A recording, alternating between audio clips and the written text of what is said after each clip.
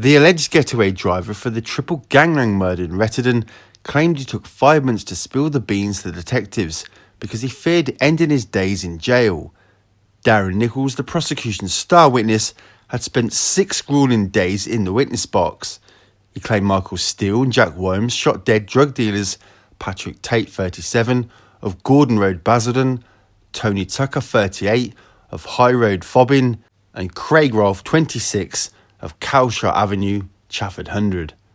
Both men deny the charges, and yesterday Graham Parkins QC, defending Steele, told Nichols, "You are both a blatant and persistent liar, an opportunist, I suggest, grasping at straws to save yourself." He told the jury that Nichols did not name Worms and Steele as the killers until after the police had arrested him for the murders in May 1996. The bodies of Tate, Tucker and Rolfe were found in a Range Rover in Rettendon on December 7, 1995. During interviews in May, Nichols told officers the defendants had gunned down the 3 men to pay back Tate for cheating on a cannabis deal.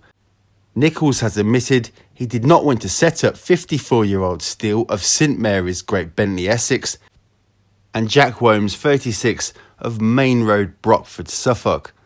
But he claimed his plan was to pass on information about the drug deals to a police officer dubbed Detective Constable A by the court, and denied dreaming up a tale of murder.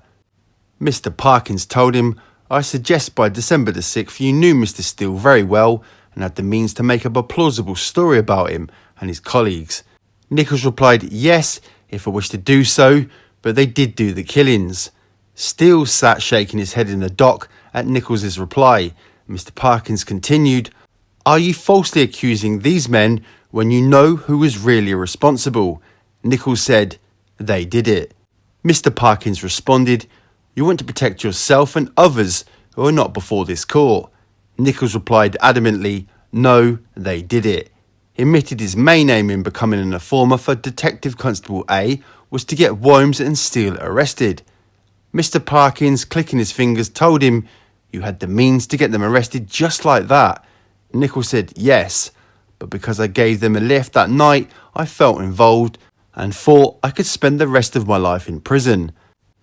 Mr. Parkins told the court Detective Constable A, who he described as corrupt, was friends with the boss of a company that electrician Nichols had worked for, and the pair often went clay pigeon shooting together. A forensic scientist who gave evidence at the beginning of the trial revealed the cartridges used to shoot Tate, Tucker and Rolfe were size 7.5, popular with clay pigeon shooters. A Supergrass who nailed the notorious Essex boys killers has cost taxpayers £100,000 after blowing his cover while boozing. Darren Nichols had to be moved to a safe house by cops after boasting in a pub about his part in the murder case that became a hit film. Furious cops discovered his bragging after he was arrested for allegedly battering a love rival outside a pub. Days later, the 41-year-old's car tyres were slashed. Nichols was the getaway driver when drug barons Tony Tucker, 38, Pat Tate, 36, and Craig Rolfe, 26, were lured to a quiet country track near Chelmsford in 1995 and shot in their Range Rover. The murders inspired gangster film Essex Boys starring Sean Bean.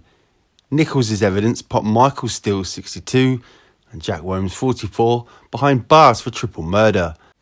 He has since been living under the witness protection scheme. 11 years may have passed, but they still want him dead for what he did. The Grass is believed to have received a new identity and home at a cost of $100,000. A spokesman from the unnamed police force that arrested him said, "One male dragged another into a car park of the pub and punched him several times. Nichols is out on bail for the alleged assault.